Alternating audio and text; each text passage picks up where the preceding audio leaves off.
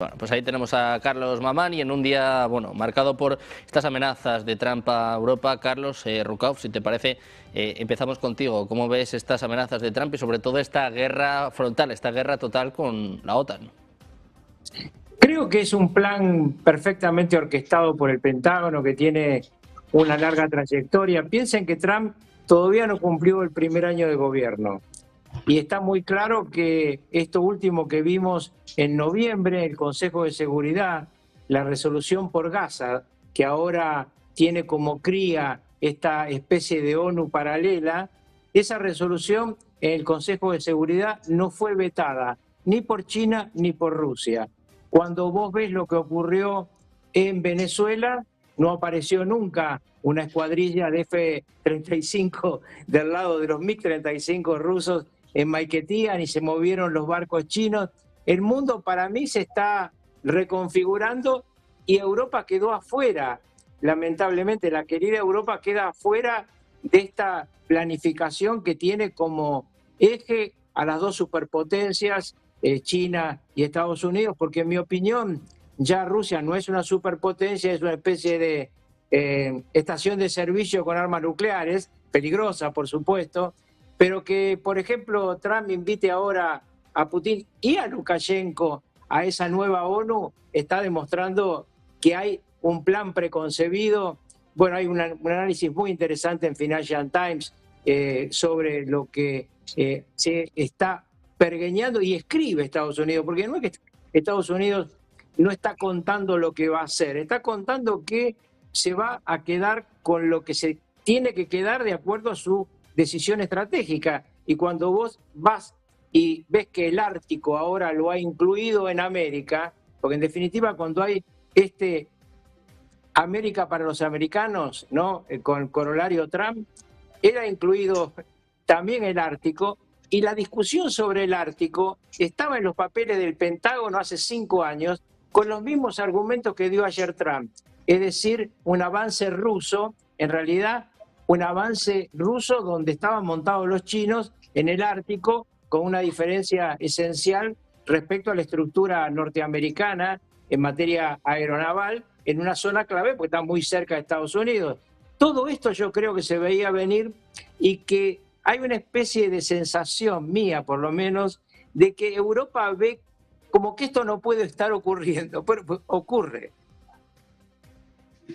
Bueno, pues desde luego que está ocurriendo. El problema ahora, o quizás la pregunta es cómo va a afrontarse, ¿no? Te quiero preguntar también por ello, Cristian, ¿cómo ves estas amenazas de Trump a Europa, amenazando con aranceles del 10% que pueden llegar al 25% y sobre todo pues con lo que ya parece una decisión, ¿no? Lo que parece una realidad, y es que Estados Unidos va a quedarse con Groenlandia, quiera o no quiera Europa.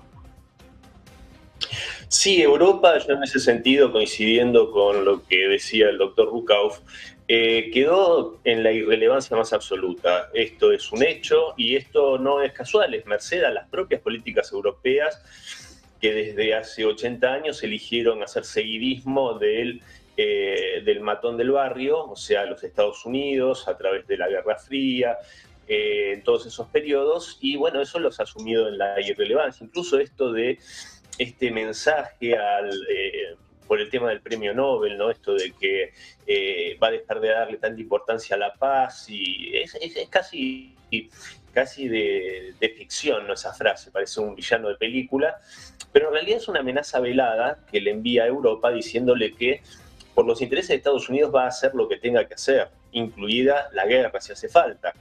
Me parece que en ese sentido los europeos no tienen a dónde ir, ya están sumidos en esa irrelevancia.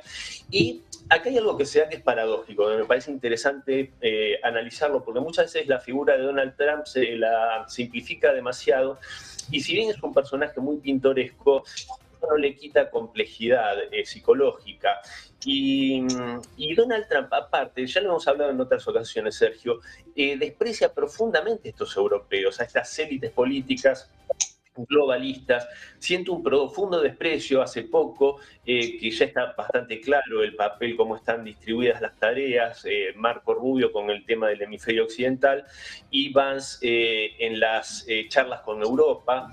Y incluso han habido europeos que han dicho, azorados, este hombre nos odia, sí, la verdad es que tienen un desprecio profundo a aquello en lo que se ha convertido Europa, que está escrito en la Estrategia de Seguridad Nacional, publicada hace algunas semanas atrás. Y esto, paradójicamente, tiene dos vertientes Trump. No es nada ideológico, a mi modo de ver, es un pragmático, un realista, un hombre de negocios que va a hacer negocios con quien necesite hacerlo, y el caso de Venezuela lo deja bastante claro, pero al mismo tiempo es muy ideológico, aunque parezca contradictorio, pero es ideológico respecto de otro tema, del globalismo. Entonces en eso él no da concesiones, más allá de que pueden haber cuestiones momentáneas en las cuales pareció acercarse a Starmer, a quien desprecia profundamente, y hay palabras de J.D. Vance en ese aspecto, vertidas en Múnich el año pasado.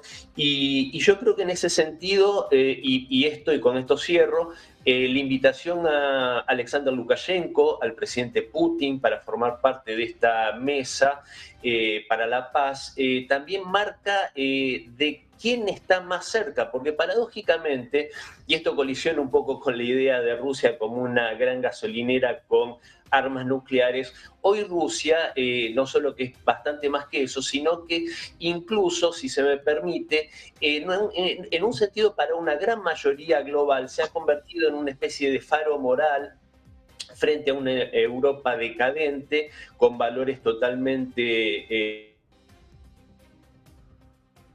pervertidos. Entonces, en ese sentido, me parece que también está la delimitación en quiénes van a estar sentados a la mesa de decisión, que sin duda, ya lo hemos hablado en otras oportunidades, sin duda es Rusia, India, China y los Estados Unidos.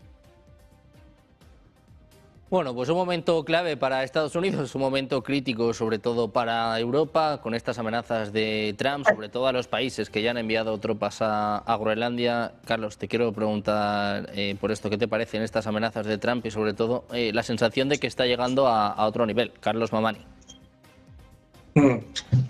Sí, efectivamente, desde Europa ciertos líderes han comentado que es una actitud demencial, ¿no? Pero bueno, demencial, muy en consonancia con los contertulios.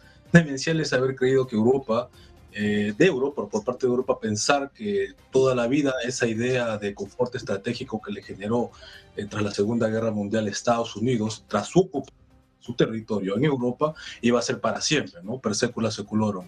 Pero bueno, en la realidad del siglo XXI que estamos atravesando, los intereses nacionales regresan después de esa resaca globalista que nos decía que todos somos lindos, iguales, que el comercio lo va a solucionar todo, vendan todo, compren todo. Eso se terminó.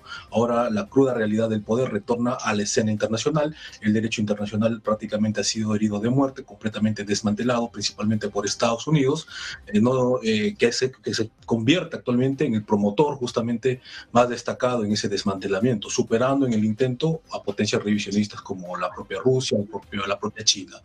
Entonces lo que estamos viendo actualmente en Groenlandia no es para menos, ¿no? O sea, es la lógica de toda esta secuencia de hechos donde errores estratégicos por parte de Europa están conllevando. O sea, no es una, digamos, una novedad exactamente así como se la quiere plantear, era lo lógico y lo consecuente. Ahora, ¿por qué Estados Unidos está empecinado? Bueno, como mencionaban por ahí, su estrategia de seguridad nacional ve a Europa como un espacio dentro también de lo que es el hemisferio occidental, de ahí que se hable de la doctrina Monroe 2.0, o sea, ampliada, ya no solamente el continente americano como otrora de manera clásica lo fue, sino también en un sentido, digamos, maximalista, o sea, todo lo que es el hemisferio